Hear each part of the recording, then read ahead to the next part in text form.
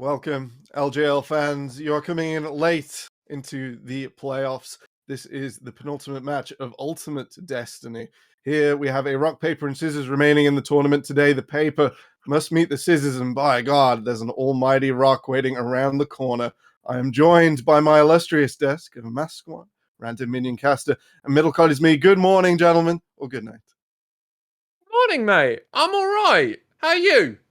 I'm all right. I could use another coffee, but hey, I think that's a permanent curse. Random Minion Caster, how are you doing? I'm not sure if it's good morning or good night over here either. So, and I could use coffee, but I'm all out. So these games had better be spicy. The LJL is certainly worldwide at this stage. Middle cut. Hey, Dan. Colombian dark roast, black one sugar. I'm having a wonderful time, Tim. We would like to win. Welcome, Colombia, to the desk. First time for everything. Why not? Out there and around the world, we hope you're doing well. Things are tough, but we've always got the LJL to look forwards to. And look forwards to this series, we must.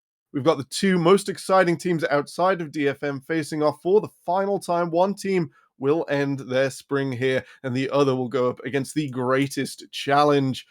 Lexi, we're going to come to you first. Which way do you think this is going to pan out? We're not going to quite go to predictions, but what are you excited for right now?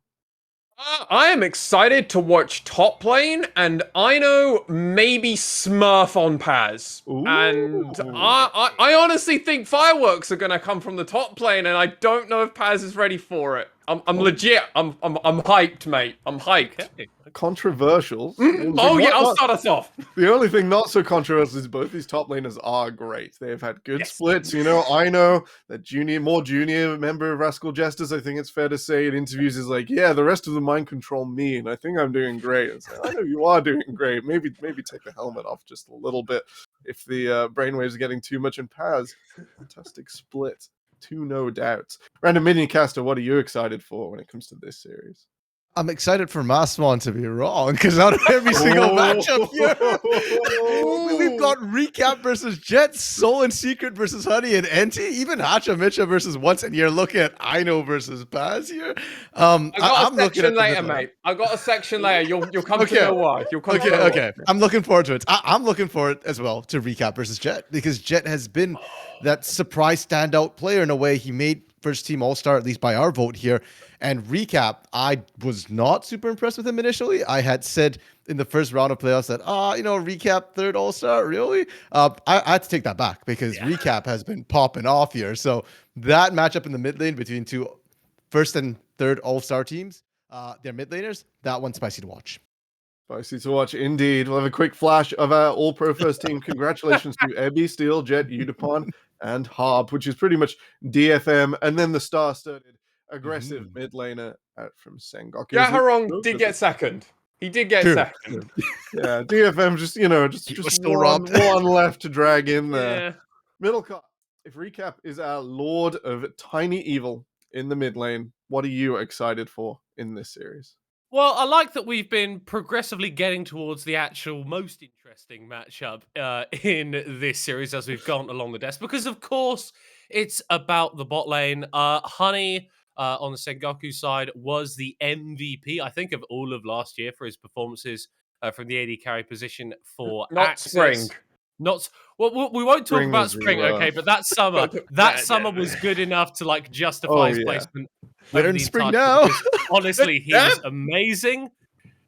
Enti alongside him has had a decent split as well, and then Soul and Secret from Rascal Jester. I think this is one of the scariest bot lane duos that I have seen in any league. They are flexible, they are aggressive, and they deal a lot of damage to whoever faces them. A huge amount of damage from Soul and Secret. They do look so scary in that 2v2. We're going to spin it to predictions. We've spoken top 2 bot about what we're excited, but now we must mash the teams together. We must come to the games. We're going to switch over to our quick predictions. We've got an even split across the desk. Now, I'm going to save some of our Sengoku greatness for later, because when these teams most recently met, it was a Sengoku win. So, Middle cut, you're on the spot. Defend yourself. Well, if I'm being perfectly honest, Temporal, my prediction here is a little bit hopium.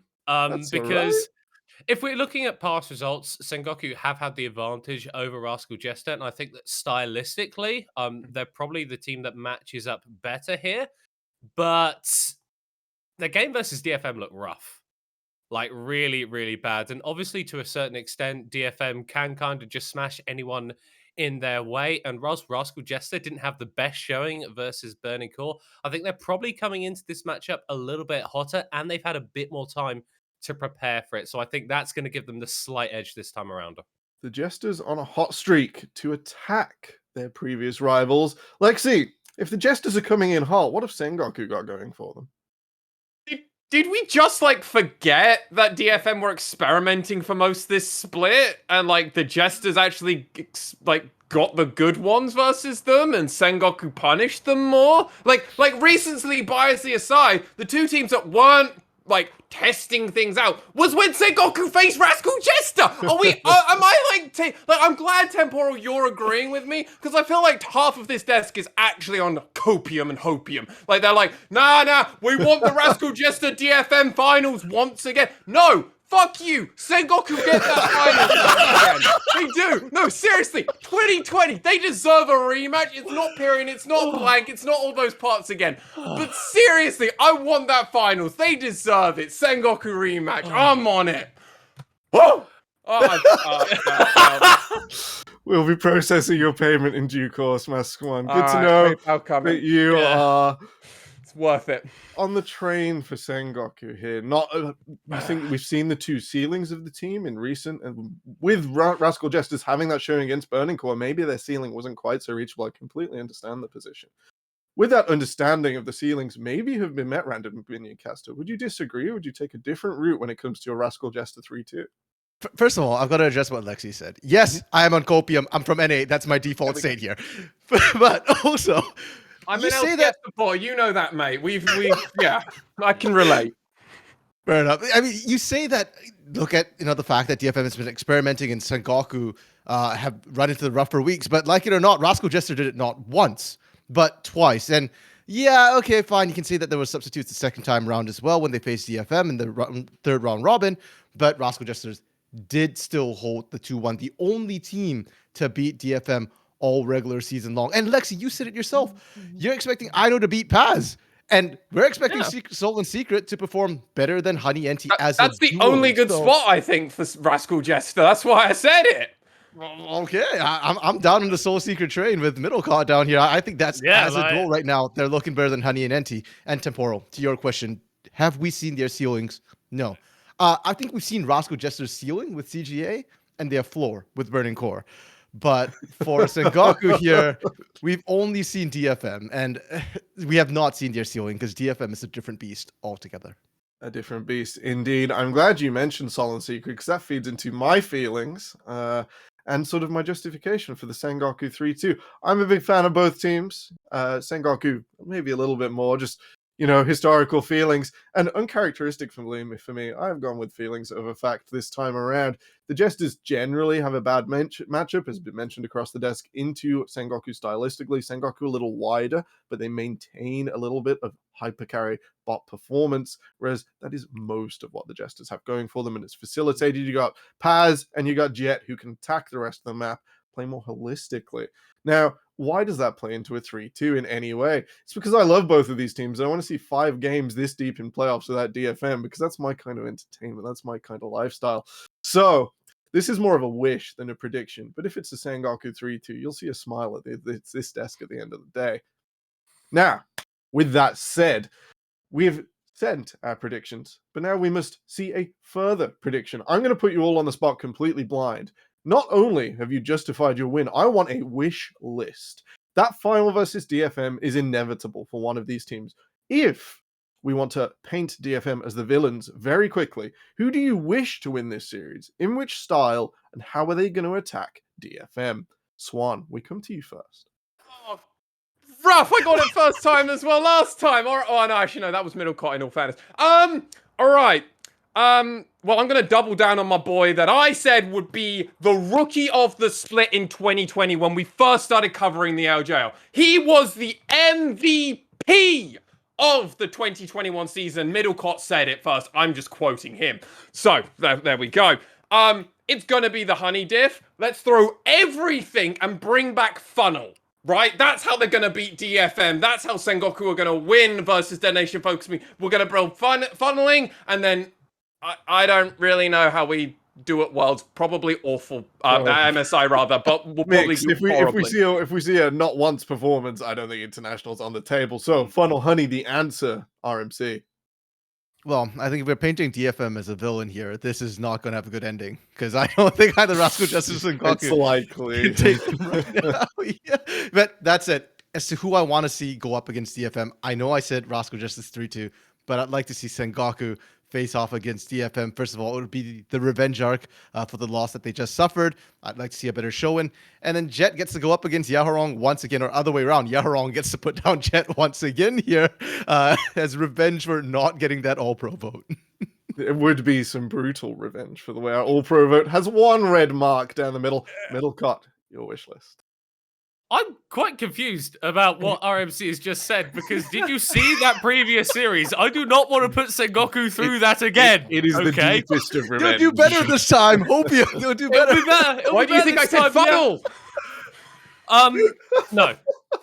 I think as the only sane member of the desk once again, RJ got to be the team that I'm seeing in the final. I think they've had the best matchup against DFM stylistically. I think that Soul and Secret are the only bot lane that can match Utapon and Harp and possibly exceed them at points. And I really don't think that there's other bot lanes that you can have in that discussion. I think that whilst Honey and NT are strong, I think that NT is not quite at a high enough level for them to make this bot lane compete. So we're talking about DFM Rascal Jester in a final. Rascal Jester playing heavily towards the bot side, protecting Hatch and Metra as well, I think is going to be particularly key because what we saw in the Burning Core series, whilst Rascal Jesters did come out on top in the end, Hatch and Metra was very, very heavily punished. They had to fight from a real deficit.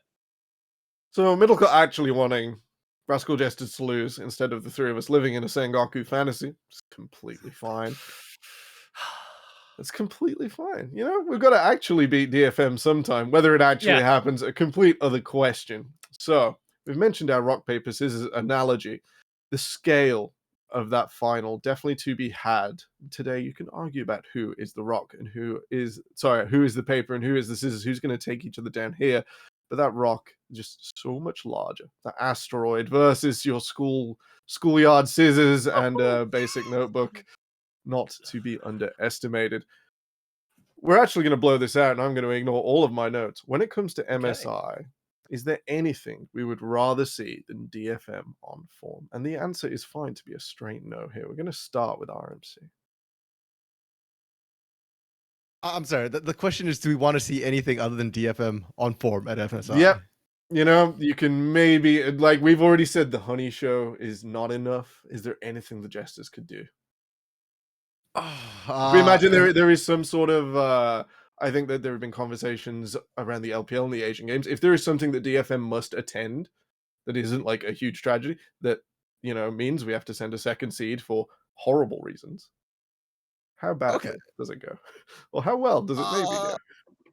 I mean, I will say this. I think DFM is head and shoulders above all the other teams. So not having them there would certainly hurt MSI quite a bit here. That said, I mean, I'm from Brazil, so you're the second place team here is still going to show up decently against other minor regions, barring maybe the PCS, because VCS is going to be not sending their top team either. So I think there'll be a decent showing, but for them to play up against minor regions, I don't think anybody but Detonation Focus Me right now from the LGL can quite do that. Okay, any disagreement across the board? Because I realize that is I'm trying to set the scale of what is yet to come. I think that's a fair point that RMC's just made. Historically, it has kind of been, unless it's DFM going to the international events, it has not gone great for the LGL. That being said, I think that the quality at the top end of the league has definitely increased this split. I know that I wouldn't have been particularly happy sending sort of a Rascal Jester or an Axis from last summer to Worlds. I think they would have got rolled pretty heavily. And whilst I don't think that Rascal Jester or Sengoku would put up a strong as performance at MSI as someone like DFM, I definitely think they're teams that can still do the region proud. I want to go in a slightly different angle because it's something that I would love to push for the LJL. We want DFM to go because we want DFM to get us an extra slot for the LJL. That's the angle I'm taking. DFM, keep doing well. Keep doing well. Then eventually we'll get a second slot, and then Sengoku Rascal Jester can start going there as well. Lexi, Obviously not MSI. Obviously, I understand how the format works. We want good showings. That's why DFM have to go. I knew I was going to have to clarify that. I like the idea. I like the idea of sending like 4 LGL teams to MSI, and then we actually could probably make the Rumble stage, mate. I'm legit copium on that. I'm down with that. I'm down with that. Like Busan's not too far. Just like pop over, sneak in. Oh, come on, let CGA go and coin flip it, Nymera. Where is that voice? It is coming. It tells. It tells the truth. The scale of this series, not to be undermined. This is the best of the rest of the LJL, no doubt. And whether we can continue to transfer that forwards into greater world's performances, greater international stage, a legitimate question in the current era where everyone else is catching up, but DFM also accelerating, and it just means the LJL improves in quality time after time. We're going to bring it back into this series, and we're going to open the floor up. There are multiple ways we've espoused already. Rascal Jesters can look better against this Sengoku roster. I want to go back through playoffs. We have 2 series from Rascal Jester, and we have the Juggernaut match for Sengoku. I want you to break something, and I want you to make something when it comes to these series that was not present. If you want to attack something, completely your teams of choice, where do you want to go? We're going to start with Mask One. Right. So I mean, I think for the side of Sengoku Gaming, they need to try and break the mid lane, because as already mentioned on this desk, Recap had really stepped up. I believe in the post game for Rascal Jester Burning Core, we were all super impressed. Recap got MVP of that series. I think honestly, Jet needs to break Recap, or there is a definite angle that the Jesters could take the lead in that part. So break that. But on the flip side, for the Jesters, I want them to make Recap, because that's how you get to the full 5-game series, because he becomes a force to be reckoned with. A defensive behemoth in the mid lane. Generally the style here for Recap. Famed for his Veigar across the split. Interactions with Ahri as well. So steady in their victories at the higher end of the table. Middle cut, we're going to skip over RMC just for a moment. I'm going to come to you. Make or break something for either team in this series. Well, I think Rascal Jesters will probably want to break this jungle matchup, because I think Hachimecha and Once have both been players that have struggled when put far behind. We've already touched on that briefly in reference to the series versus Burning Call for Rascal Jester. But Once versus DFM in that Juggernaut match was also in a similar spot where he was getting invaded. He was being put behind it.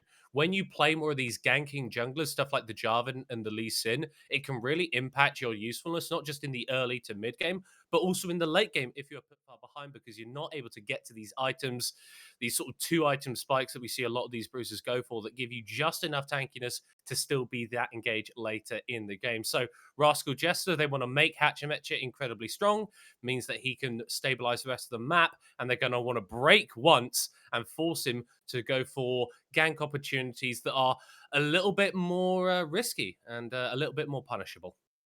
I definitely like the angle there. Pushing Once out of his comfort zone has been an almost automatic win in Sengoku versus many of the higher levels of the LJL. RMC, we're coming to you last. Make or break something in this matchup. Yeah, I agree with Middle Caught there about the jungle matchup. I think for Rascal Jesters, they need to break Once. That was what we saw in the regular season as well.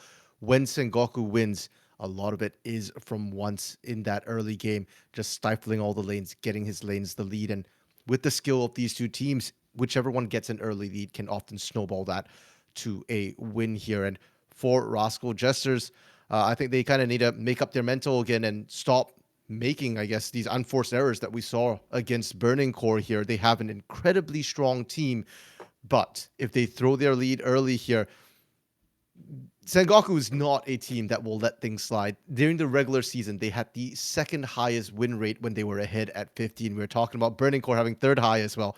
Sengoku was better than them. And even in that series against Burning Core was ahead. Rascal Jesters did struggle quite a bit in the mid game. It wasn't their best showing, and I think has flavored definitely mine and Maswan's prediction today. But whether Rascal Jesters will recapture that form, a huge question they must answer. Talking of what you must answer, gentlemen, we're going to have another little tangent, another little segment. It's going to be a little bit of a quiz. We're going to play Must Bans. This is a game where you take one target ban from each team. We're quite deep in the 12.5b micro meta now. You know, we haven't quite seen the same evolution we have in Europe, as well, no, most of us have covered the EU Masters, and I'm sure Random Minion Caster has seen some some Lucian pop-off plays on Twitter. As I nearly said eccentric things, but that is maybe not very descriptive. But eccentric things, definitely the occurrence in 12.5b. With this in mind, both teams have a few picks that they could choose to target the enemy. So to maybe espouse some of the better things we have seen from each team in playoffs so far, you must play the sides of both teams, and you must ban one character each. We're going to start with Middlecott. For me, it's got to be that Veigar for recap. The guy has looked absolutely insane on it throughout this entire split. Yes, it's been a lot more of the Ahri in playoffs, and he has looked very, very good on that as well. But I think Veigar is a champion that just warps a lot of the way that an enemy team plays the game. That cage, that event horizon is such a big zoning tool in team fights. And the real skill of a Veigar player is their ability to place that so that they are stunning people as soon as possible and stunning as many people as they can. And Recap's cage positioning has actually been one of the things that I've really liked about his Veigar gameplay. So I think if Sengoku want to give themselves a better chance in this series, they're not going to give Recap the Tiny Master of Evil. Not give Recap the Tiny Master of Evil. So Middlecott has played Sengoku, and that red 3 ban has gone over to Veigar. RMC, you now have to play Rascal Jesters. What must you ban in the first phase? Ooh, against Sengoku here. It's a little bit harder to save Sengoku because of the way DFM kind of trounced them. They did get dismantled. Feel free to draw in the regular season as well, for sure. That's it. I think one of the steady bans that came out in that particular series was that Zeri ban for Honey there. And I think despite the changes we've seen in 12.5, the rise of Xayah here, I think giving Honey Zeri is just too big an issue. That is a champion he can 1v5 on in the late game. So I think Rascal Jesters will need to continue keeping Zeri on that ban list. Keep Zeri out of the game and keep Honey not able to pop off and 1v5. You'll see there in their regular season matchups, huge KDAs for AD carries in all games except Sol in their final meeting. It is a pivotal point of this matchup. Maswan, take either team. You have to ban something to make this matchup work. Oh, well, I'd ban Honey's Jinx. I wouldn't go with the Zeri. Zeri's just good in general. I would go with the Jinx. On the flip side, though, I'd go with the Xayah for Soul. I'm going double AD carry bans. I know you said one. Oh, go for it. Go for it. Both teams need to be banned out. The Xayah is actually probably Soul's best champion, I would actually say at the moment. I know, a little controversial, but he's really put some hard carry performances on that champion. Yeah, and Honey's Jinx was what made 2021 exciting sometimes. So, I mean, yeah. Hugely famous. Axis were known as the Honey Show, and Jinx was on rerun every single week. Well, just look at the first win for Sengoku here. It's like, 907. Yeah, that sounds like a champion I want to give him. Granted, Rascal Jester with the Zeri, so whatever. Yeah, it's a tough one, but the AD carries from both teams. Pivotal, Sol having a great time on the Xayah. It gives him that extra piece of evasion and just lets his team play around him even more. We're going to blow this out again. We're going to sort of talk about the top lane Swan, because I know you mentioned you wanted to talk about it. And then I think we have a different lane by lane segment from each person. I think we have something prepared. We're going to come to that in a moment. But first, tell us why you're excited for the maybe lesser known matchup here. Why is Ino versus Paz exciting you today? Monsieur Chris, please, if you will. I have a graphic prepared. I did this Blue Peter earlier style. So gentlemen, these two teams, they played in a rather unique way around the map. And I have requested from our lovely graphic producer a maps overview of how these two teams have played up to 15 minutes. These are where all of the kills and deaths happen for both Rascal Jester and Sengoku, obviously, respectively, on the map. And as you can see, everything is bot.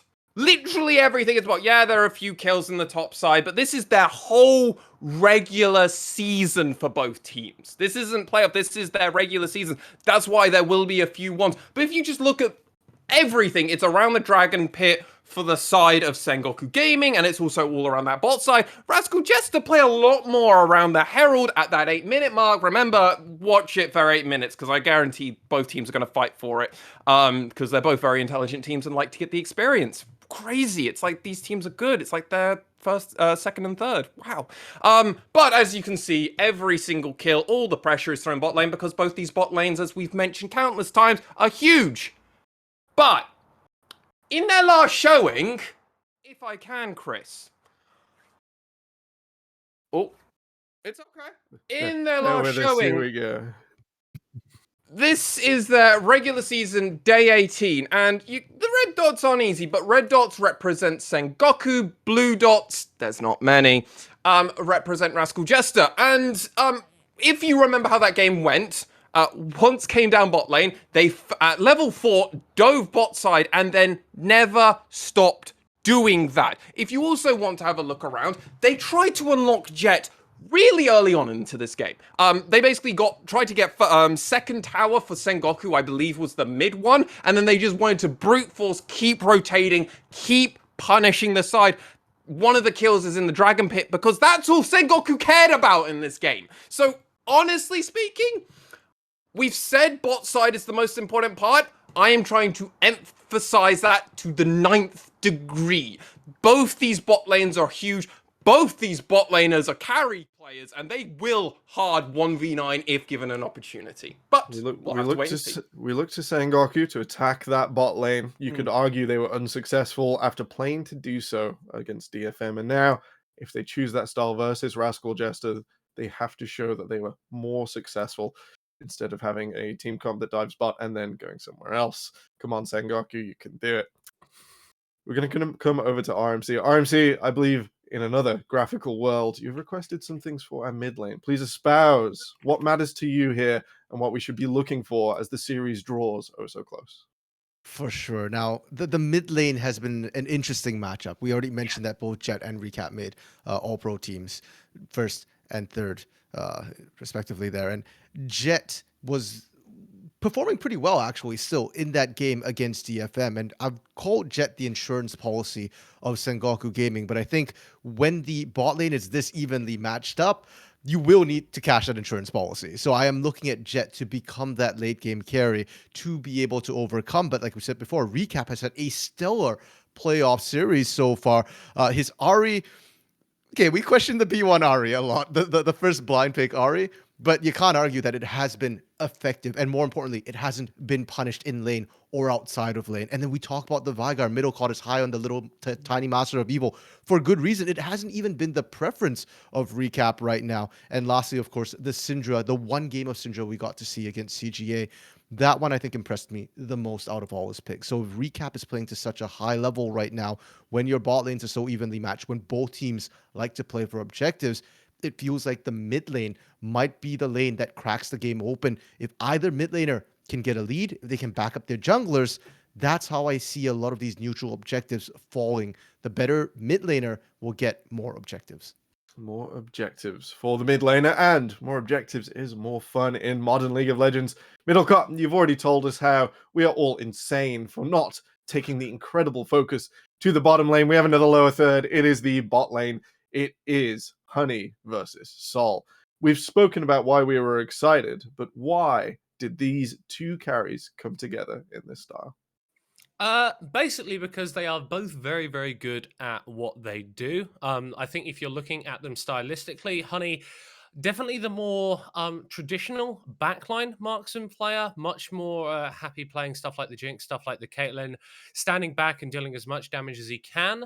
But for me, I think Soul is able to play that style, but he also throws in stuff which is a little bit more different, able to pivot towards the Xayah to give your team a bit more of a defensive option in the AD carry pool, but can also pull out stuff like the Kai'Sa, which can dive forward, be aggressive, as well as be a poke bot if you want to go for the AP build. So for me, both of these AD carries are exceptionally skilled, and it would be really difficult for me to place one above the other in terms of just a pure mechanical prowess thing. But if I'm a coach and I'm drafting for one of these guys, I think Soul probably the player that I could be a bit more flexible around, and probably the player that I'd give the advantage to. The deeper role, definitely the deeper 2v2. As you mentioned, Rascal Jesters have played a lot of different things in the bot lane. It worked out, maybe not so well in the first few weeks, and the train then went well and truly left the station, only falling to Sengoku in the regular season after the first round robin. Gentlemen, it has been an honor. We have spoken about why we should be excited. We've spoken about these teams at length. It is time for the paper to meet the scissors. We are going to kick it to our casters, Initialize and Nymera, and we'll be back after the game. Thank you so much, Temporal. Paper versus scissors, and somewhere out there, the rock's in the kitchen. You can smell what he's cooking. Yes. I didn't know where that was going. I'm not sure I appreciated that. I was going to go somewhere further, but it's fine. I get the pain probably deserves stopping there. But yes, of course, I am Initialized. I'm joined by Nymera. For some reason, the Hapgoods have been allowed to cast together again. Our powers combined are here to bring you a very interesting series. I think the desk articulated a lot of it very, very well. It's a very interesting matchup and a lot of things that match up in quite unique ways. And while I think we both come down on the side of Rascal Jesters being a better overall team, potentially, Sengoku Gaming perhaps, at least on paper and from what we've seen over the course of the season, have a pretty good matchup into the Jesters. And what this led to is a couple of predictions. I don't know whether we have them ready for us to. We've both gone with 3-1 to Sengoku. Now, this has to be prefaced with a lot of things. So again, looking back over the logic of what the desk said, I'm pretty confident saying that Rascal Jester are the better cohesive unit. They are the better overall team. I think they've got a bad matchup into Sengoku, because what we saw with Sengoku in the Juggernaut match, which is of course the last series that they played, was that their main win condition of their bot lane of Honey couldn't get rolling. He was shut down. Loads of resources were put down into that bot side. At the same time, Paz wasn't surviving versus Ebby in an isolated 1v1. Now the question is, if that's the blueprint to beat Sengoku, can Rascal Jester do that? And I would suggest that they couldn't do that to the same level. Well, not that many people can do things to the same level that DFM can do right now, but if you throw all of your resources bot lane, I'm not sure Ino is going to do exactly the same thing that Ebby does. I know Mass Swan was on the desk saying that he was very excited for that matchup, and if Ino steps up, we'll have a longer conversation about this maybe after a game or two of things maybe not going so well in the top lane for the side of Sengoku. But either way, some inroads here for Rascal Jester to explore, but they need to find some way to make that blueprint work. We are coming into picks and bans, and let's see whether that blueprint can work, because I think everybody's called it out. Bot lane, so important to these teams. I was looking at some of those stats. Like, the numbers for both these bot laners have been ridiculous throughout the season. I'll spare you from them right now until we've got a little bit more time to cover them properly. But again, you know, that's a place I suspect a lot of focus will go. Unsurprisingly, things like the Zeri banned away from Honey, again called out on the desk. You just don't want to give that over to that player. Caitlyn away from Sol. You know, Secret loves to pair that up with stuff like the Lux and the Karma, so take that off the table. Final ban to come out of Sengoku Gaming. I wonder whether it's something like a Jinx perhaps here, although that does leave the Aphelios open, and perhaps these teams are willing to trade that. The thing is, I actually look at Sengoku now and you say, you can pick up something like that Jinx or the Aphelios, but what happens if you give up something like a Karma in response? At that point, can you actually play through your bot side because it's shoved in all the time? See the Rascal Jester flicking between a couple of picks, which of course recap is that's Jet has done very well on with that Echo on the other side. And this is one of the things I was worried about, saying, okay, if you are going to give up that first pick and it's an AD carry, do you give up something like that Karma, which is also a Harvard? Sol says, well, whatever, we'll deal with it. Let's get ourselves that crit carry, that one magnificent team fighter, which has been prioritized by both of these carries. And even though we are so late into the season, we've had nerfs to both these champions. It's looking like a crit carry, hyper carry handshake. And the irony, of course, is that, honestly, I'd say Sol, at least within the LGL, his iconic pick was the Aphelios. Honey's iconic pick was the Jinx. They've kind of inverted hands, saying, aha, I've stolen your preferential pick, and they've just traded hands. But this split, Sol's played 8 games of the Jinx, only 3 of the Aphelios. True so enough. In this split, it's not been the same priority on it. course. And of course, Rascal Jester came in right at the top of the tree alongside Sengoku and then DFM beyond them in the stratosphere. And you can see that they found success through these styles. Absolutely, and that's just true across the world. In fairness, Jinx has been by far the highest priority AD carry across the season. Viego locked in for once. A very popular pick right now. Of course, Jet could pair that up with something like the Ahri afterwards. Hachimecha debating the Lee Sin. I think none of us have been wildly impressed with Hachimecha's Lee Sin thus far this season, but it is a lot of playmaking. There were a few tweets from Evio on the matter. Indeed. And yeah, none of us include some of the pro players, such as it is, but it is the Ahri locked in, increasingly high priority for the mid lane. Roams super well, has great pick potential, the resets is great. It's a takeaway from the pairing with the Viego because once one gets the reset, they both get the resets, and you can run over a team fight. However, I actually wonder if it would have been maybe a little better to go towards something like the... You could have gone for something like the Lee Sin Veigar to kind of like prop up your mid-jungle TV2 and say, okay, well, Viego wants to deal with people diving into me. What happens if no one's actually diving and we're just outrange? You've already got the Jinx, you've got a Tahm Kench alongside it now too, and now I'm starting to worry about the value that Viego is going to have in this game. Yeah, we'll see. He's certainly got some options. If he can steal away somebody, you can be in a very good position, Viego. Kind of been lurking around that top end of jungle priority over the last few weeks. Anybody's been watching EU Masters play-ins and the like will have seen a lot of junglers really rating that Ruined King in particular. It's still going to be the Nautilus locked in for Enti, a lot of engage. Again, one of those picks that's seen a little bit of mixed success.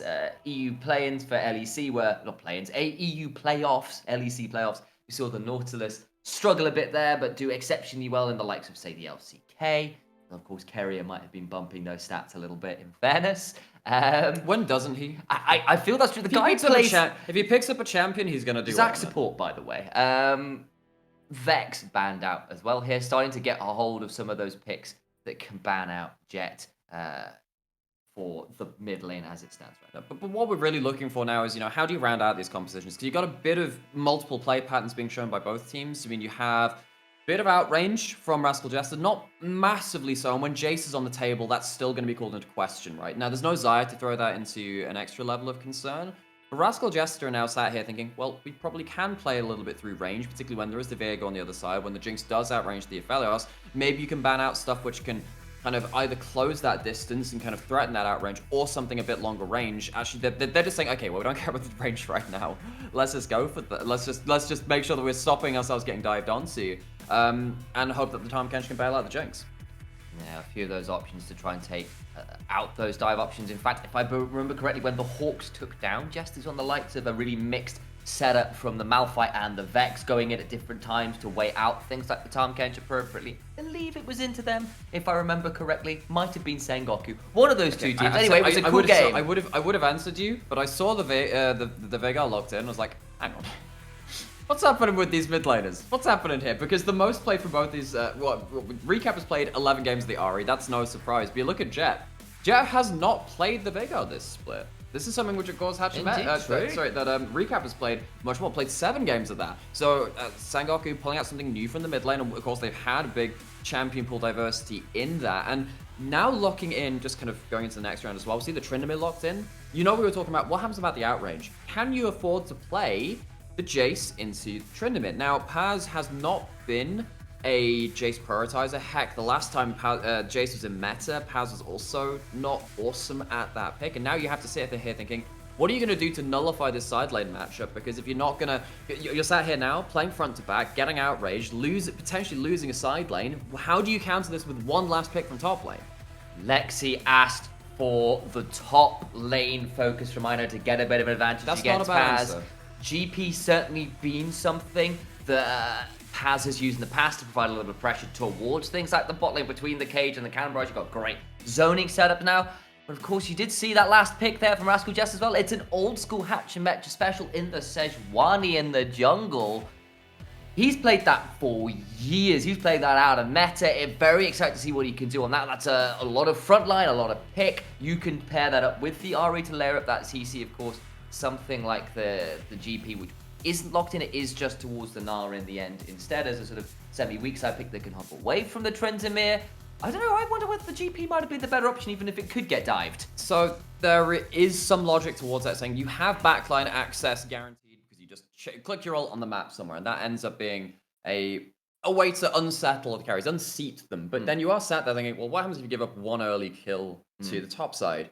Then you just lose your side lane forever and a day. You can build towards Hullbreaker still on Gangplank if you really want to survive that matchup, and that's not something which Gnar has the same ability to do. You can build it in situational moments, but it's not really the same level that we were seeing earlier in the split. But now we are looking at these two teams, and I do think that I'm looking at that blue side draft. I'm looking at Rascal Jester and saying you probably have a winning side lane. You have a stronger front line, and it's a stronger front line versus a Viego comp that wants to get the first kill. Sejuani's not going to die easy. Tahm Kench is going to make sure that everyone else doesn't die easy. And you're outranged. Sangoku, for me, they need to blast early. They need to play through really strong individual players. Otherwise, this draft is going to be hard to pilot. At least if they can set up around objectives, they've got a lot of zone control tools. You throw down the cage, with what priority shall they do that, Sam? Yeah, well, exactly. But if you can get to an objective first, you know, Gnar plus Baby Cage has been a combo that both of these teams have used very well. That Rascal Jets have used a lot, so of course Jet hasn't played it before, but we've seen it across the LJL where you can knock people into the cage and you just blow them up from there. You throw down Sentinel turrets, Gnar and Nautilus provide CC around the areas the cage doesn't set down. You've got some tools in terms of zone control, but I completely agree with you. If it does get late and Viego doesn't get the resets he's looking for against a comp that won't provide them particularly easily, this could get a little ugly. Could do. However, with that said, that's when we get to mid and late game. That's when people have kind of... The champions have reached their ultimatum saying, this is what I do as a champion. Now, the LJL has not been great at acting before that happens. And once again, I'm going to pose that question to Sangoku, because I'm looking at this. Viego has a chance to gank early. All of these lanes can have threats. I think we need to see that this game, more so than many other games we've seen in the LJL. All right. On to the Rift now for the first game in this best of 5. The winner, of course, goes on to face The Rock, who is cooking up something special in Detonation Focus Me. I'm bringing it back. Has he got anything on the menu in particular? Probably the heads of whoever turns up out of these two teams. Is that a local specialty? It is, yeah. No, they have been so ruthless, so devastating in the league, and I'm sure both of these teams would like to go and look for a little revenge. Of course, Rascal Jester is the only team in the league currently to have a winning record against DFM, though the caveat definitely remains that one of those games with Udapon role swapping top and a substitute AD carrying because of unfortunate illness for Ebi at the time. So, you know, caveats there, but either way, the results are still the results. Rascal Jester have a winning record against DFM, and they won't take any hits on that one. It's just that do not pay attention to anything else happening behind that number. Just look at the winning record. Sweep it under the carpet. Sweep it under the carpet. Ooh, so, Blitzcrank San. 50-50 on the AI Power Spike there, or the ratings there. Until Power you Spike reach. C, Yeah. Rascal Jesters with a definite edge towards the late game. You can see that slight slope. Like I graduated from the school of Blitzcrank. Blitzcrank Sensei taught me well. Started learning here in the. I was class of 2020 spring. So as was some of the members in this game. Of course, Honey was there. Indeed. Honey was there. He started here. Absolutely. He made his debut over here in the LGL, and to get a bit whimsical and a bit, I suppose. I nearly made a very specific reference to Disneyland, which you know exactly. Oh, I know exactly what you're talking But we're about. going to move on from that one. That's another well, time. That's a very deep cut. Cool. Right. Back to LGL. You know, we've been sat here now for coming into our 3rd year of covering the LGL, and we've seen these teams go through some terrific highs and some horrible lows. Rascal Jester, first year that we came in, spring, they had Art, they had Vivid, they had some incredible individual names which have now left this scene, and they were contending for top spots. Then they fell into the rut. We saw them have a resurgence, and they're back. Sangoku actually had a similar path. Go back to 2020, up there in the finals, struggled to find form after that point. And now they're both here, waiting for another shot to get towards one of those finals again. Two of the only organizations of recent years to have reached that. Them, V3, and DFM are the ones you look towards with those records. And now you're sat here thinking, okay, all right, let's see what we can see from them again. It's adding another chapter into the history that we as viewers, we as people who've covered it, have already built up with these teams. And we're starting to add more to their own illustrious stories. Absolutely. And saw a little tweet pop up there briefly from NT saying, "I will do my best." I'm sure he He's will. done so He's well done before. so well. Again, talking about the history, and again, there are a lot of people I'm sure that will be watching back these videos or tuning in live and see you, welcome to you, who won't necessarily know the history of all these players, but the LGL is a rich tapestry of players and teams that have succeeded and failed in equal amounts, and NT is one of these players who has consistently managed to get towards the top 3 and really contend in this region for the top spots, but never quite made it over the finish line. Yeah, for the exact stats on that, the only time this player wasn't at least third was last split.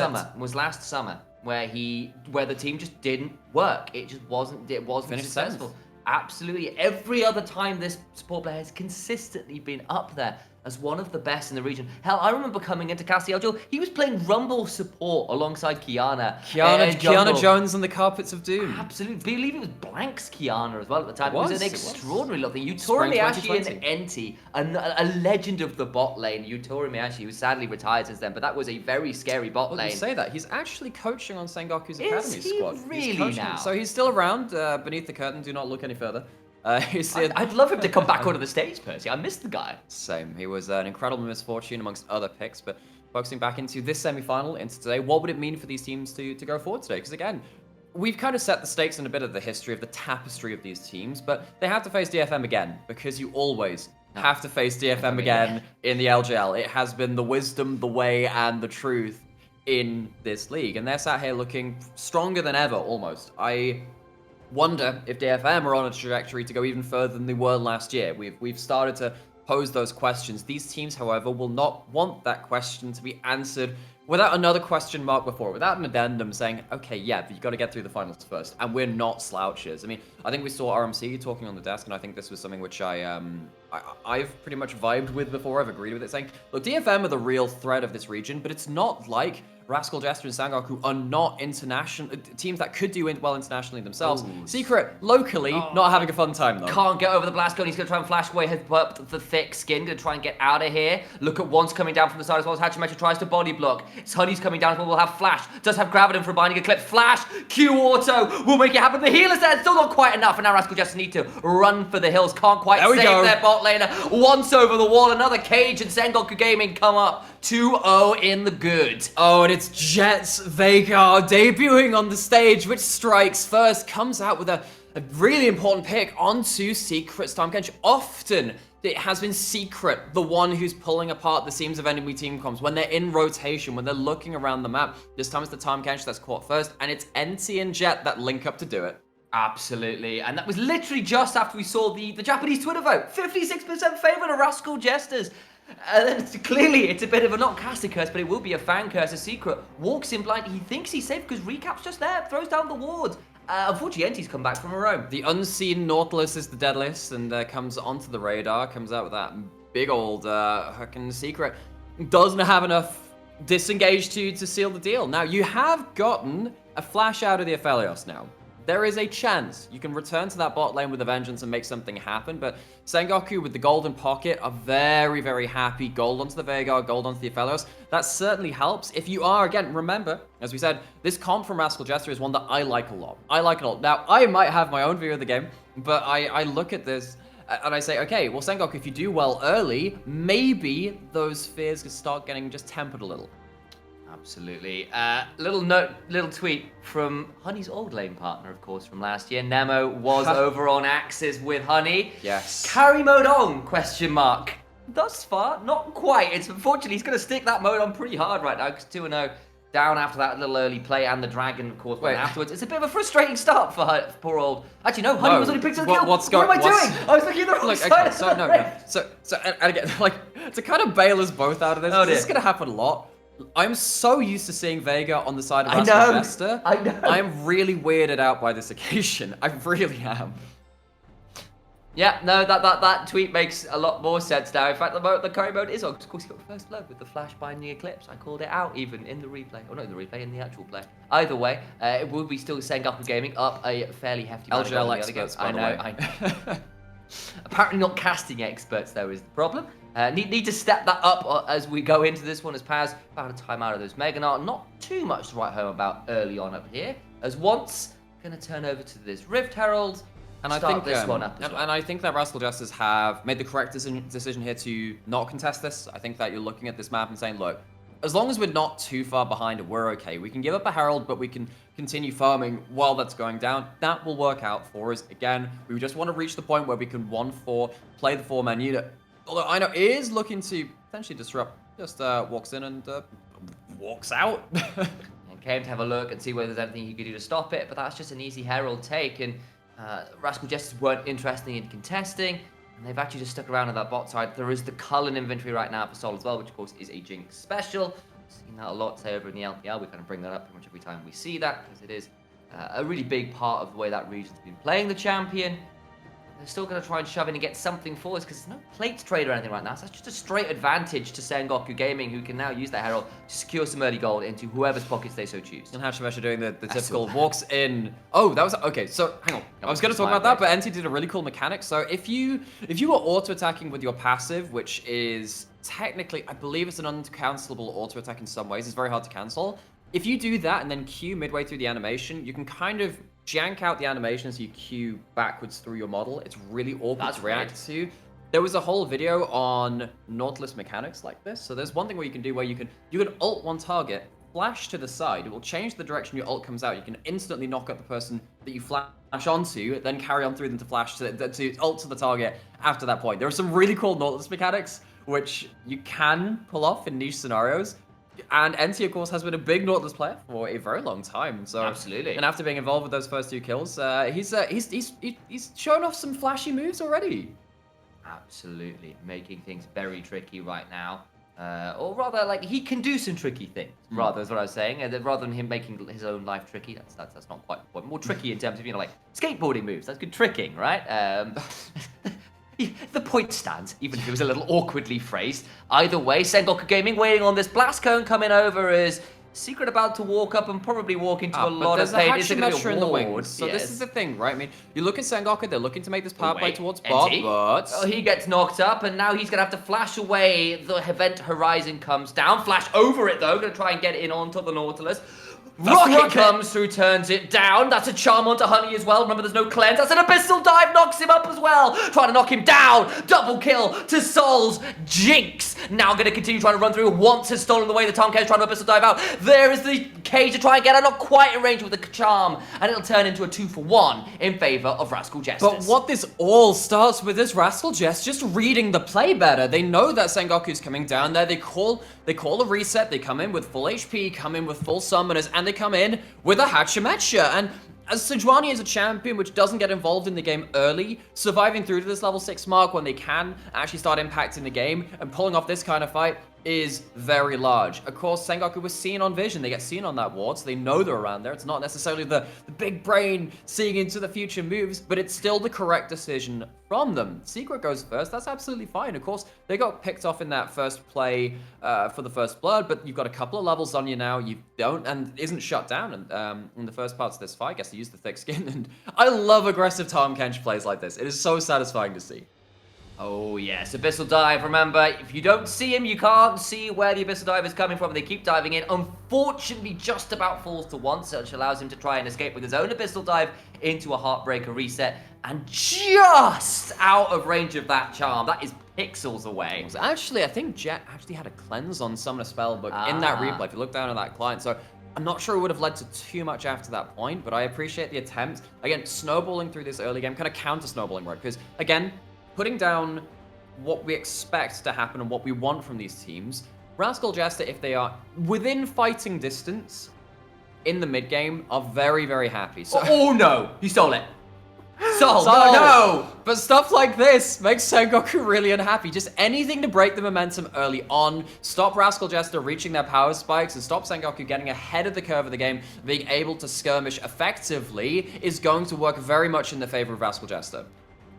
Sol versus Honey has been Honey favored in some ways over the last bit in the regular season, but I am so happy to see this guy turn up and turn around a bit of an early deficit in the way that we've just seen. That's a couple really good kills onto the Jinx, into a really cheeky little steal on that blue buff, feeling very, very happy. And both of these bot laners have been so extraordinary for their teams. Sol up at like 663 DPM, the #1 in the league. Honey just behind him at But third at how much 607. GPM do they have against blue buffs? Well, exactly. And then you look at things like the kill participation. Sol 80% kill participation, way above any other AD carry in the league. Honey just behind him at like 74.7%. That kind of deal where you're seeing a lot of these numbers neck and neck, anywhere between 1 and 3 in pretty much all the stats you care to mention. Honey's slightly better in terms of just raw laning, but the damage and kill participation for Sol, they are so critical to how their teams want to look towards their success. And if these players are online, you know their teams are going to feel very happy, very comfortable playing through them. And both of these players in a great position to make things happen as we're about to have a fight. All right, Once about to get himself in a bit of a dangerous position. Knocked up his NT. Rocket does go wide, but Jet's gone gold in a bit of an awkward position. In goes Recap with the Spirit Rush. Can't quite make it happen as Once goes over the wall trying to get a kill, but a Devour keeps him alive. And Sol now excited trying to turn around. But Honey with a massive Inferno but can't quite secure the kills. Has now got Red White out of nowhere, trying to get in for another kill. Flash Primordial Burst, trying to get more. Honey trying to heal up, getting another. Can't quite secure more. Now Recap and Hatchemetcha will wipe it out. It is 4 for 2, and it is Rascal Jesters that come out on top. See, this is what happens when you mention too many numbers in one space of time. It's like looking into the mirror and saying something backwards.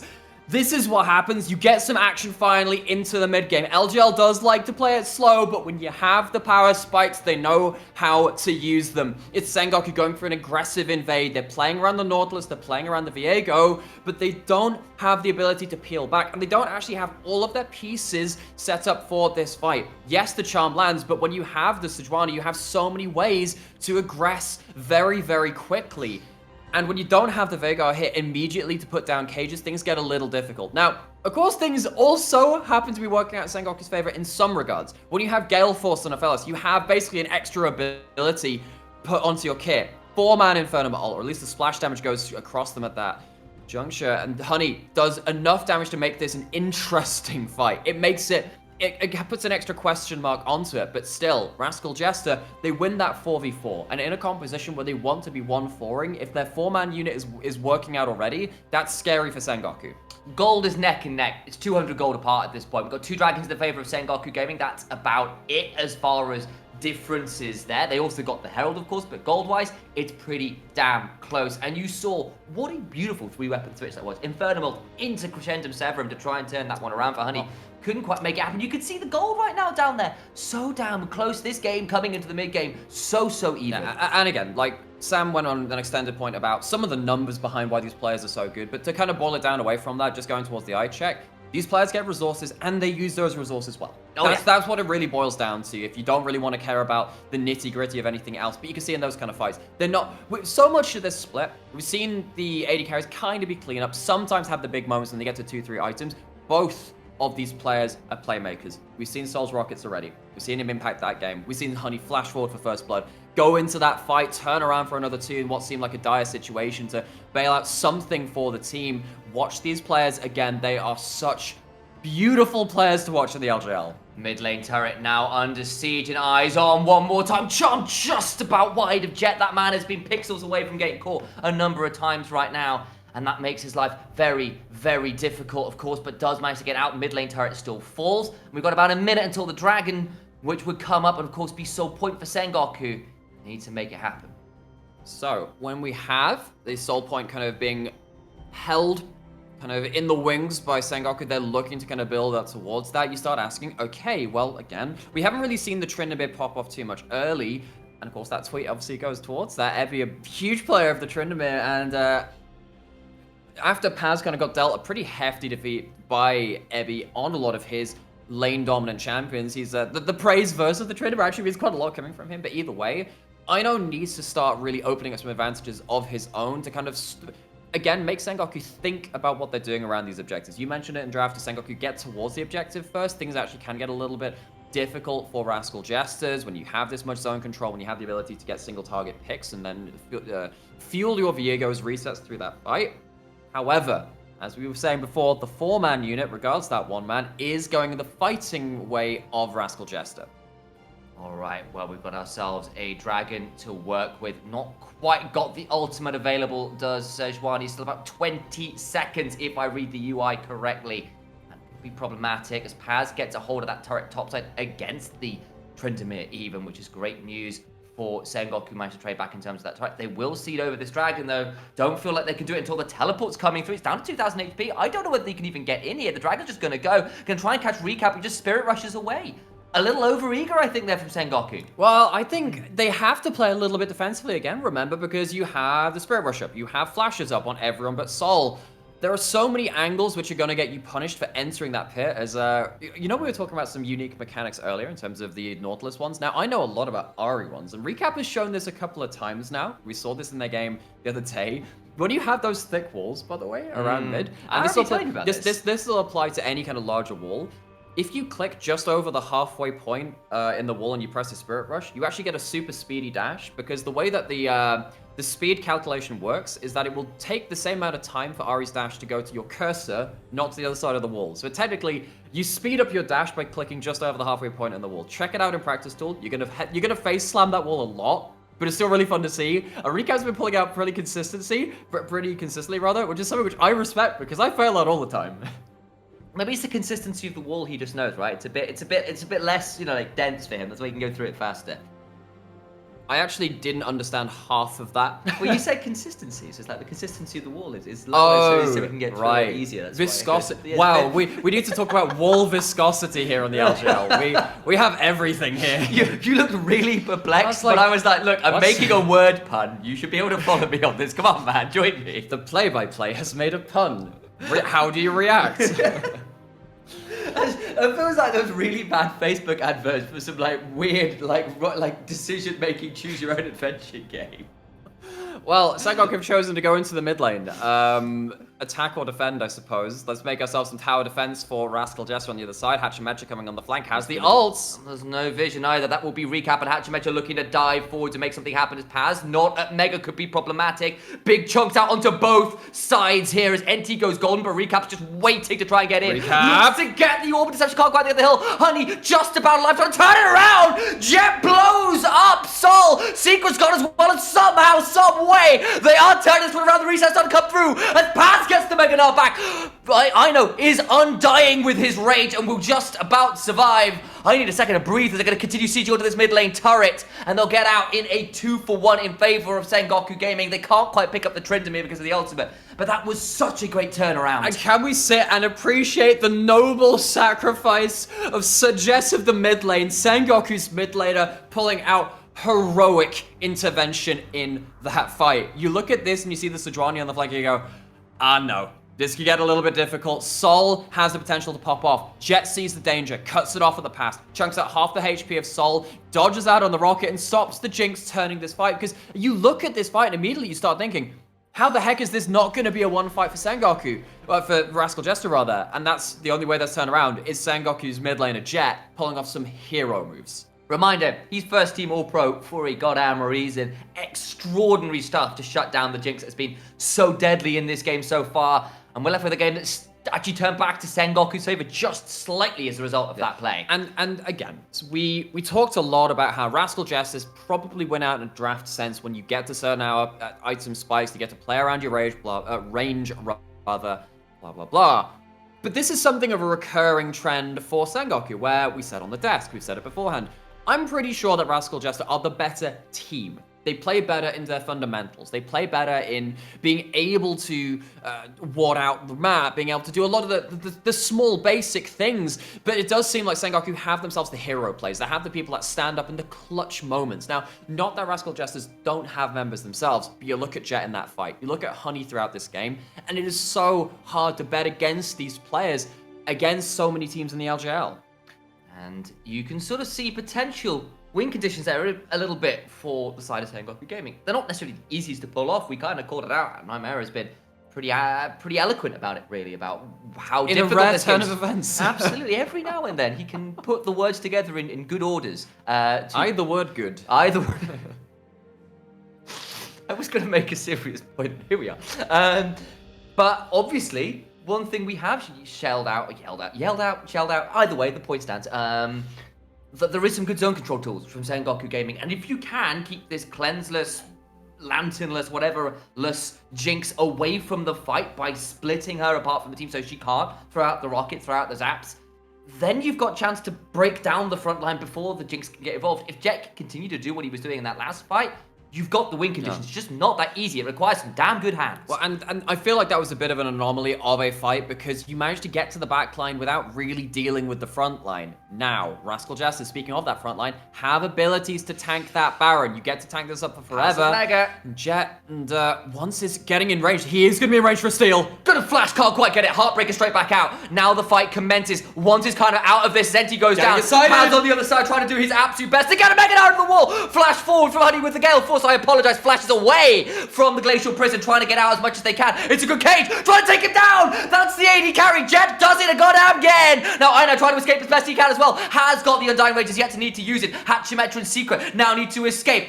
Over the wall they go, trying to get as much as they can, and they can't secure any more kills. Sengoku Gaming lose the Baron and only get one in trade, though it is the AD carry. And it is a hero play again to try and find that Jinx because that fight honestly looked pretty terrifying after a certain point as well. Sol gets away from the Mega Gnar into the wall, flashes out from it, gets that predict onto her, and then you think, oh heck, that's an excited Jinx. What can happen in this fight? Well, it turns out what can happen is Jet once again finds his mark. Sengoku are going to punish the resets of Rascal Jester by taking a dragon, get themselves up to Soul Point. However, they've given up that. Here we go again. He's done it before. He'll try it again. My God. Just about avoids hitting Viego. That was very close. We'll get the replay here because I saw Mega Gnar on Paz and I was very worried. But the thing is, the Rascal Jesters, I think they're playing around the fact that they have such a strong front line at this point in the game. Recap uses that Zhonya's and dodges out an awful lot. Does get stunned back to back, but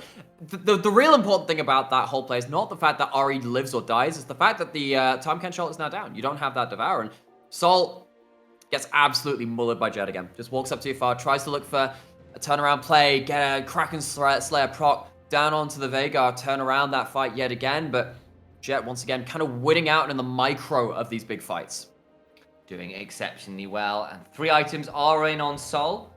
He's going to continue to be very dangerous if he can free fire, but that's now 2 team fights in a row where he's been caught a little bit. As hard as it might be to get to him, you've got to, if you can keep making it happen, there is still that slight win condition. And the fact that he has done it in this game, in these comps, against this player of Sol, who is one of the real star AD carries of this region, it speaks to what this player, Jet, alongside Yaharong on DFM, has done for mid lane in this region, has done for what it means to be an LGL mid, in kind of the wake of what Arya did for our region. These 2 players, and of course one of them is waiting in the finals, see if Jet can match up some there. These 2 players have done a lot for the optics, for the flair, for the perceived level of the mechanics you can have in the LGL as a region.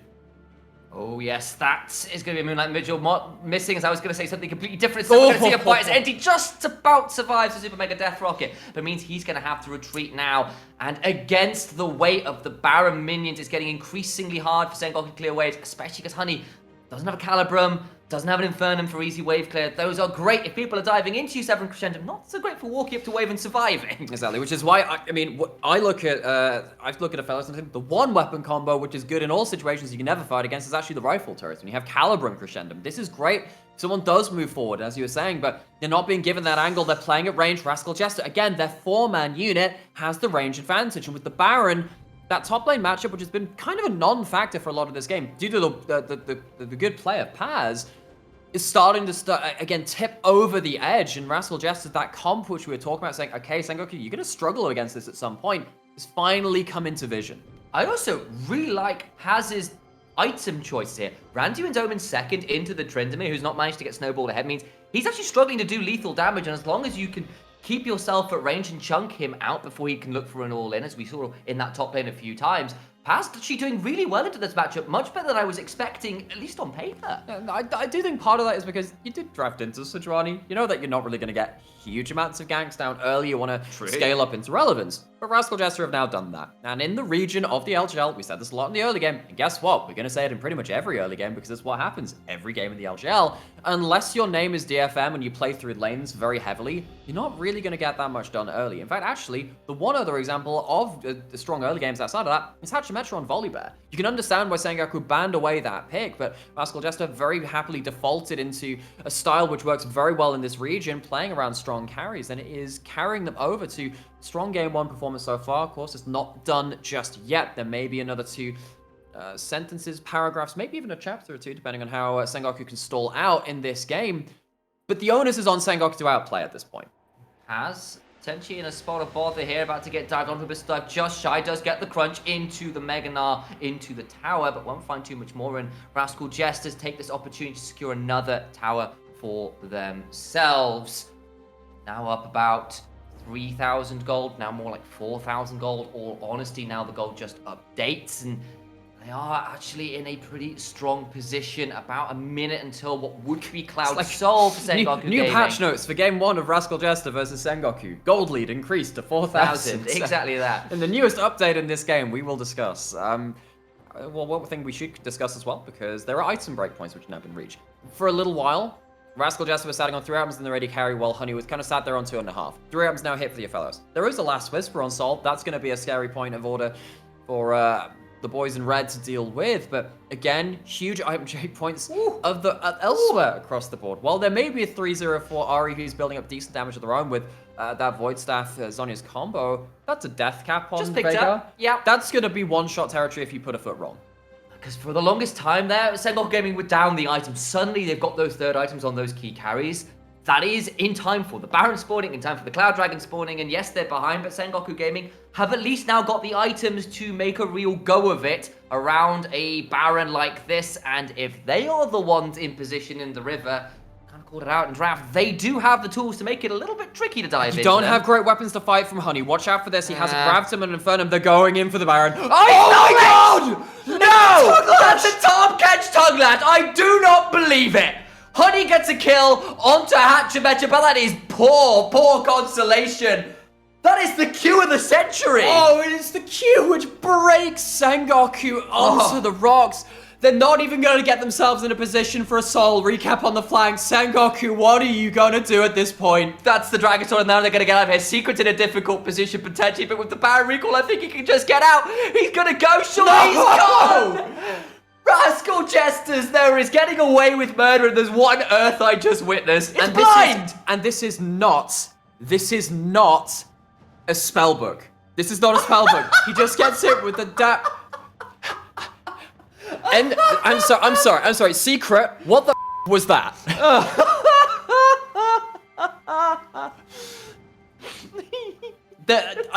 Well, there you go. We have some sleeper early games. We have some ways to really.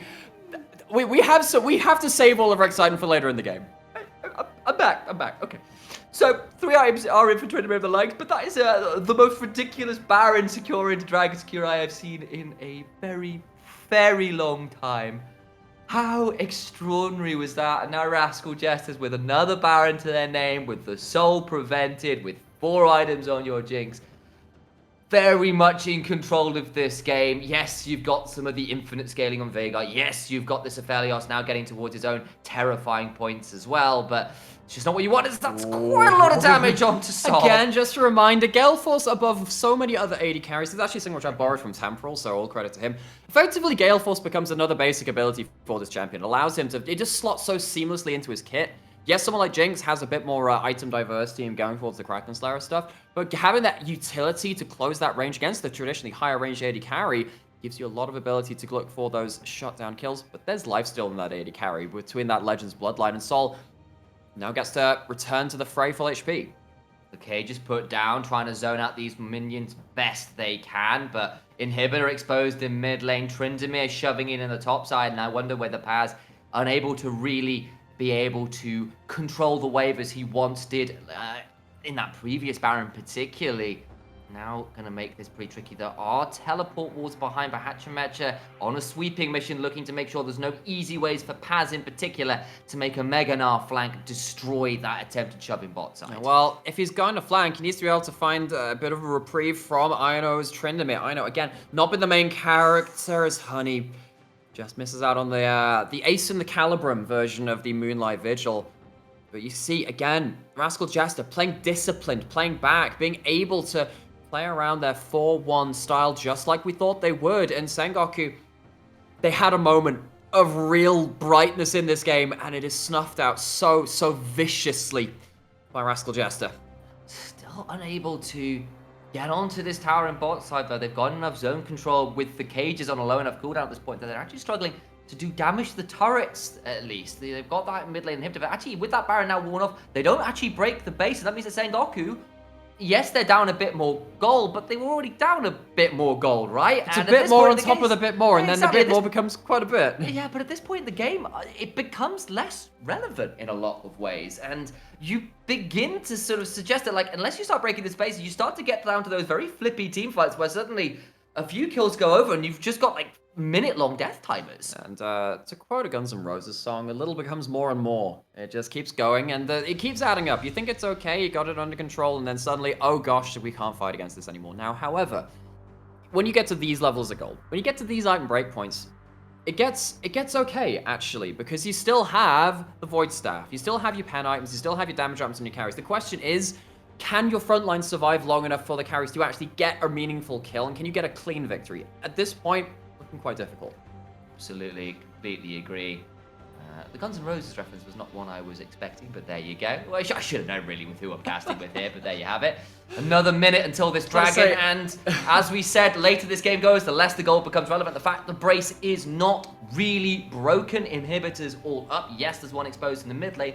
Means Sengoku can potentially come over and try and contest on this. And another important thing is actually Paz, when he has Mini-Gnar, is actually able to start threatening the Tryndamere. We've seen a couple of times that's been, I know, pushed back. Sol's starting to use the rockets as pokes, starting to use them with high amounts of AD, level 16 for low cooldown, high damage to try and poke out non-sustained members of Sengoku. They're going for the engage, they find him! That's a massive one onto Honey. Flash, heal, away. They're going to get a Graviton root onto Aino to try and keep him zoned out. Enti goes down. Look at Recap on the back end of this as well as Once goes down as well. It's 2 for none. Right now, Honey trying to turn this one around. Bessie coming to Flash. Out of Secret. Everybody can't quite kill those they're wanting to. It's a big Mega Gnar miss from Paz. Gale Force away from Honey, who can't secure what he needs to. Aino now onto the Mega Gnar. Flash over the wall. And with everybody alive from Rascal Jesters, they could look to end it off. What would have been a fantastic option, but even with the man advantage, they don't have the wave, so they're going to have to back over to the dragon. I thought with the members dead and this late in the game it would be doable. It's just not quite. But look at the members who are dead. It's the Viego, it's the Nautilus, it's not the Veigar with this many items, and it's not the Aphelios. Things go down to the wire again,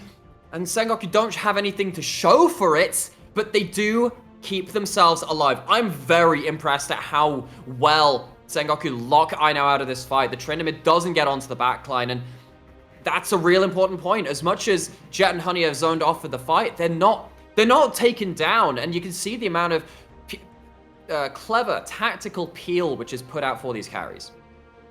Absolutely true.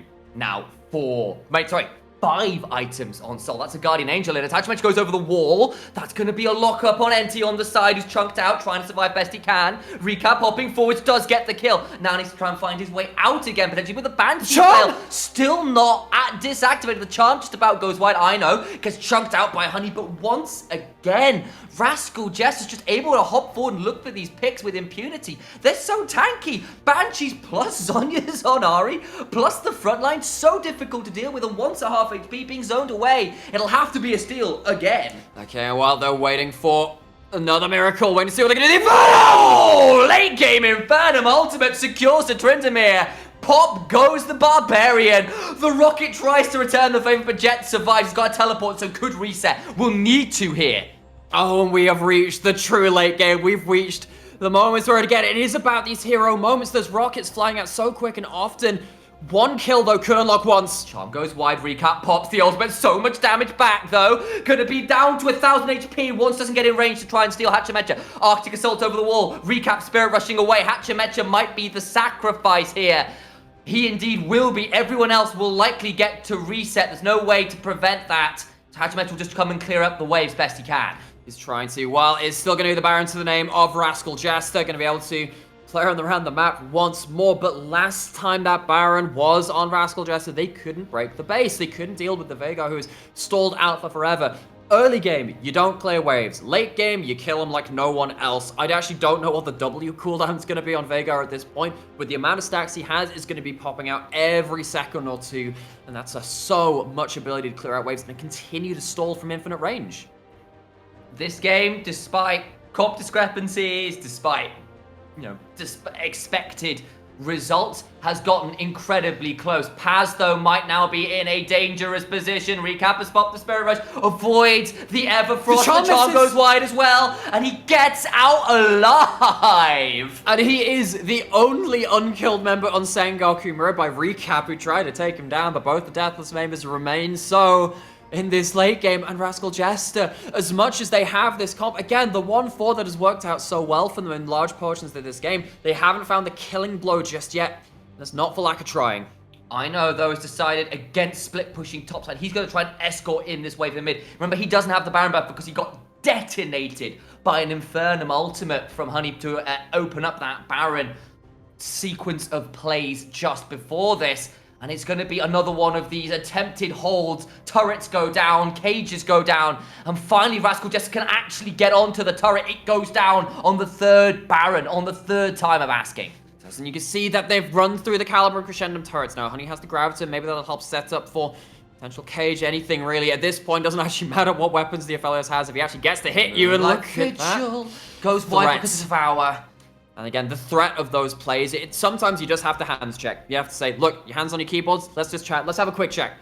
And Secret blows the ultimate, does end up saving Recap a large amount of HP. And you know what? I'm very happy with Recap because he's just bought himself a Magi.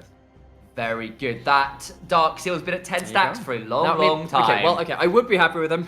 But is it 40 minutes in? He gets significantly less value out of that item. You want to start building that early, start snowballing through it. But either way, it's damage in pocket. It's the ability for Recap to, when he does dive forward, even with this double bruiser item, the AP bruiser, the Zonyas, the Banshees, he'll have a little bit more sting in those charms and those orbs of deception and all of that damage. And maybe he'll be able to take off enough HP for Rascal just to finally find that winning fight which they're looking for.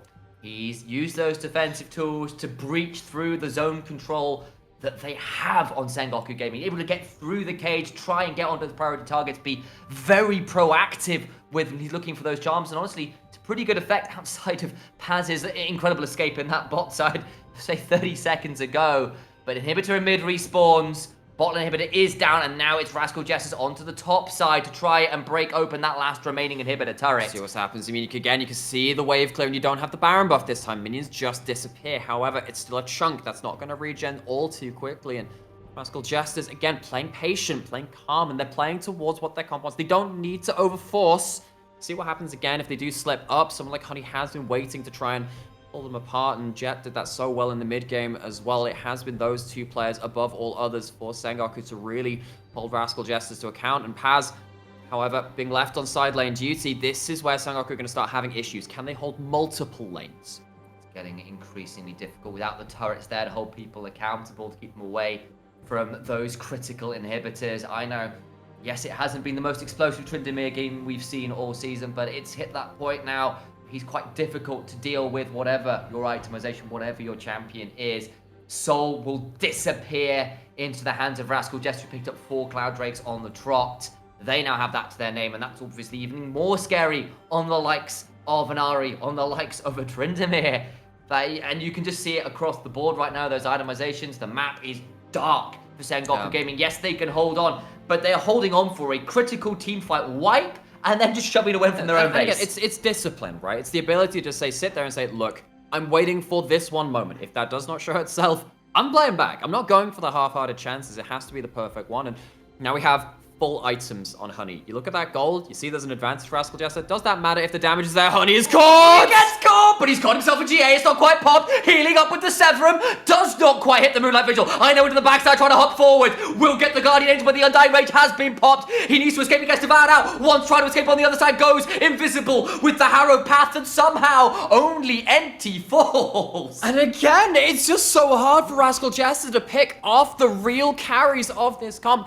Enti and Wands have bitten the bullet so many times in this game. A 6th death for the Nautilus, and honestly, it could have been a great many more with the amount of low HP escapes he's had himself.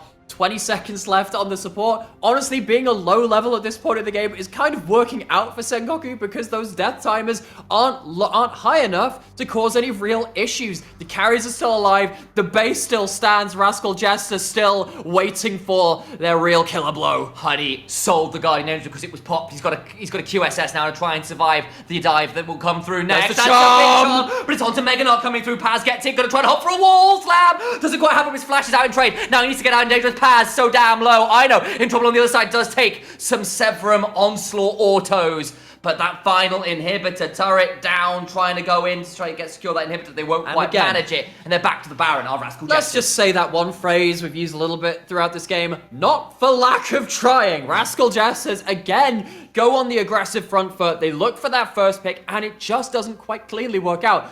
This is their third Baron. There's been a stall. Is this the fourth Baron? Fourth Baron. This They is got the a steal. No. So this is the fourth Baron in the entire game. One of them went over to Sengoku. It's not even been a clean sweep for. Wait, no, No, it's it not didn't. true. They've just- it was just okay, stolen I away just by remembered. Zika. Right, okay. Look, this game's been long enough that again we're gonna have to start telling this as the old bards would do around the camp, around the old campfire, saying at night. Remember, in the first game of the semi-finals, the game went on for eons. We were playing until we needed to start getting empty water bottles to start using mid-game.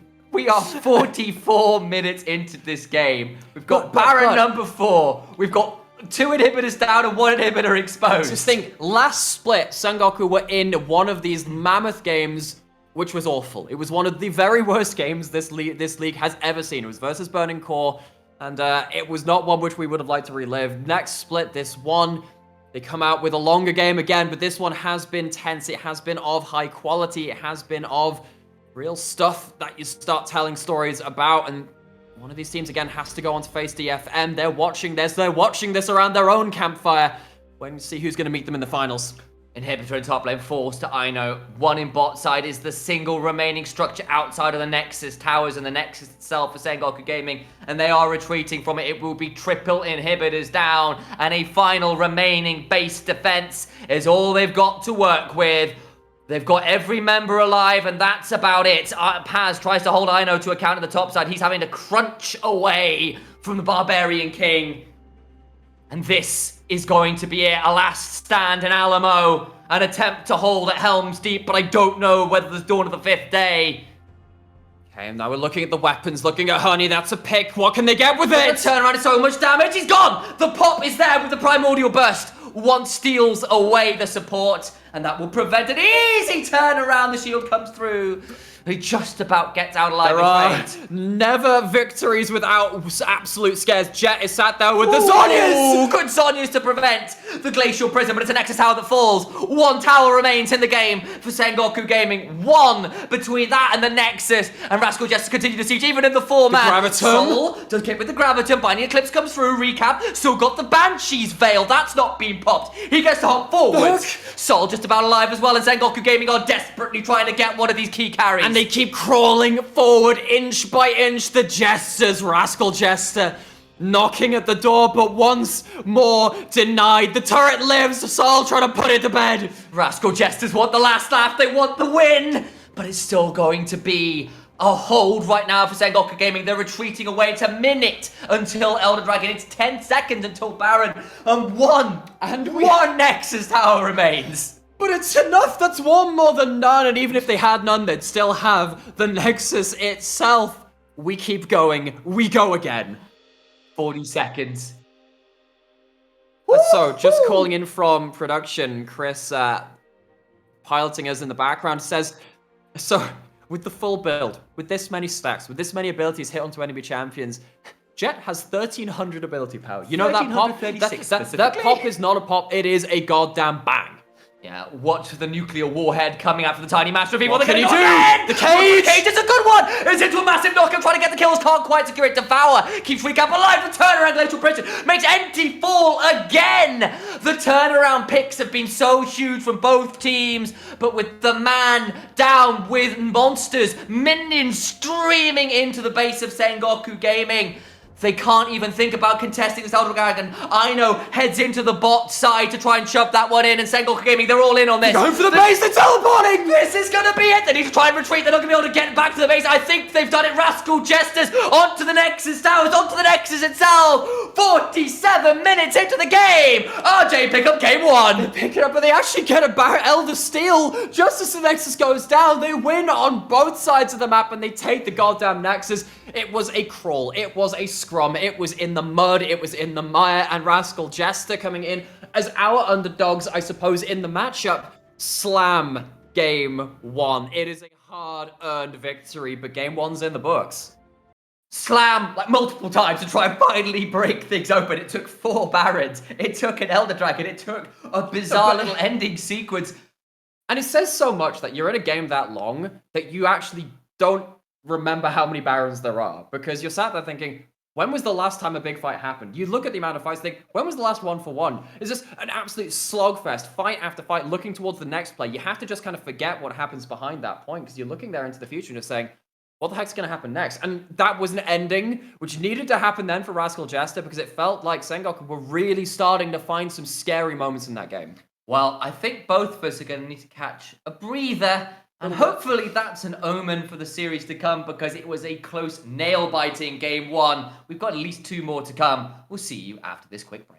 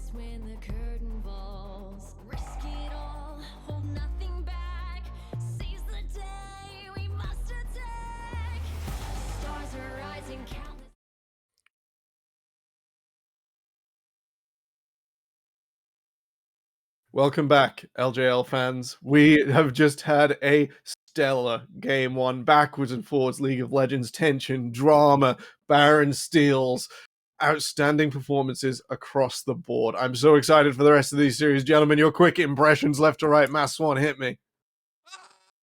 I think he just broke his mic. He just got cut out.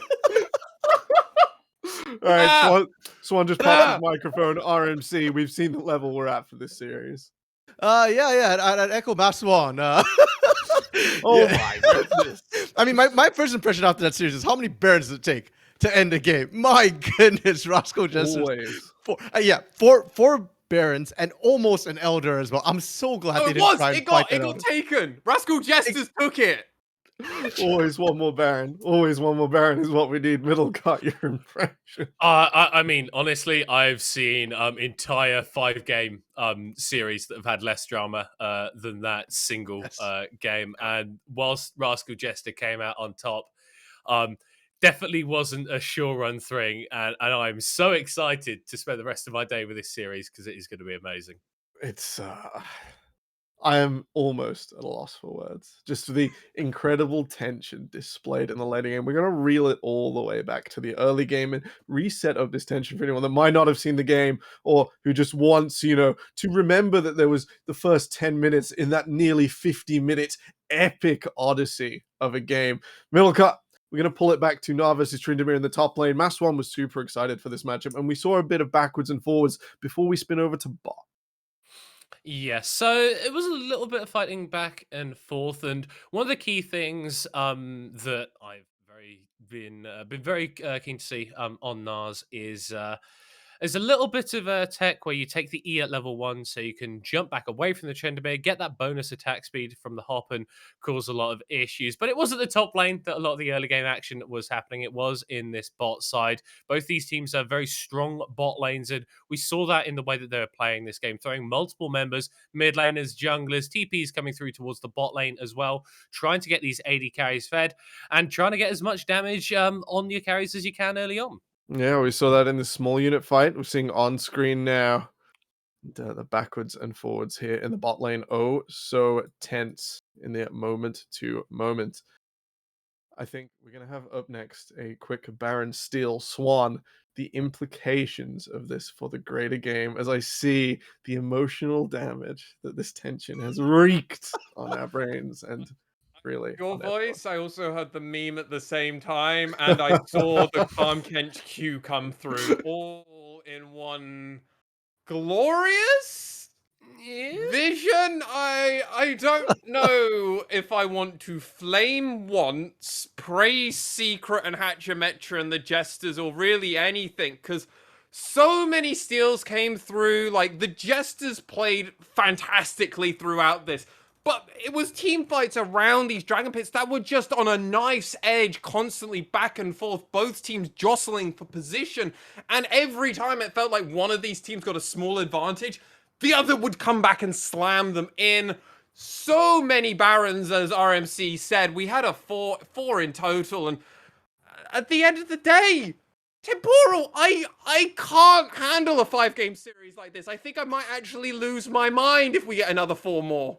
20 Barons like that, if we take this as God, no! extrapolated Oh meme, my! We that don't get is- a playoff with that many. that is certainly a prescription for a bad time. Too much for the brain. RMC has just linked the full list, so I've got to say, we really did see Secret unroll the Tadpole, unclog the Frog, unload the Toad, and uninhibit the Rivet. As this game went on, he didn't have the great first 4 minutes, but that was less than 10% of our emotional banger in game 1. RMC, the hype, the implications of this for our greater playoffs, the tension between these two teams. Talk me through your feelings right now. Well, right off the bat, I do want to say that if it does go a 5-game series, I'm not expecting 20 Barons here, because while Roscoe Jesters took 4 to close it out, it never felt like Sengoku was that far behind. And I think we all kind of agreed that if Sengoku could just get their hands on 1 Baron, this game would have swung vastly into their favor here. It's so gross. It's just watching it again as you say that. It's completely true. Sengoku Yeah. didn't feel out of this at any stage. They were able to clear away a resilience the name of the game for Sengoku in their own base for many, many, many, many minutes. It was just so powerful to see the wave clear coming out from this team as Nightmare got the check-in. 1300 AP on Veigar minutes before the close. If Sengoku can't scale out, which way do we want to see them attack the next game? We're going to come to Swan. Ooh, this next game. Honestly, I don't really hate what Sengoku did. I don't really hate their draft. The only a criticism, it's more of a nitpick, honestly speaking. It's Yep. NT, sometimes out of position, sometimes not completely coordinating with the team. Maybe just tidy that up a little bit. Like, I'm nitpicking because it's like, where am I looking at? The Nautilus got picked off a few times before they could really do a team fight, but like, this was a banger of a game. I think Sengoku could have won this game. Weakness of the Nautilus definitely espoused. Middle can't go. Something I didn't actually notice, and I just saw in the replay, is that Rascal Jester actually stole that Elder as well, right at the end. Sol actually got the last auto on it. So sort of address the wider point regarding Sengoku. I think the only bad thing about them about this game was that they lost it, honestly. I don't think that they played badly at all. I think that they really held their own in the base. I know that RMC is shaking his head and he knows a lot more about League of Legends than I do, so I've probably said something a little bit stupid there. But RMC, no. RMC, how would you twist it? How would you do it? I don't think Middlecart said anything wrong there. I do agree that Sengoku, nothing was egregious about the way they played. Yes. But I do feel like the Viego pick for once here really wasn't what I was hoping for. We said before that once, he can take over the game early, but on the Viego, you needed time to scale. And I feel like if you're going to that late game, if you're not punishing Hachimicha early, you're just playing into Rascal Jester's hand. This is the late game team of the LJL. And as good as Sengoku is, it's not about not making mistakes. It's about forcing Rascal Jesters into bad positions. And we didn't see that happening. If you don't force the errors, Rascal Jesters are just going to keep scaling up, and eventually you don't make a mistake, but you're just going to get outskilled. You're just going to get outplayed. And Sol and Secret, Sol towards the end there, less and less chances of him getting picked off, more and more carry from that Jinx. Proactive gameplay, the prescription from RMC. We're going to kick it to a quick break, and we'll be back to set up the second game of our epic here on the LJLOE.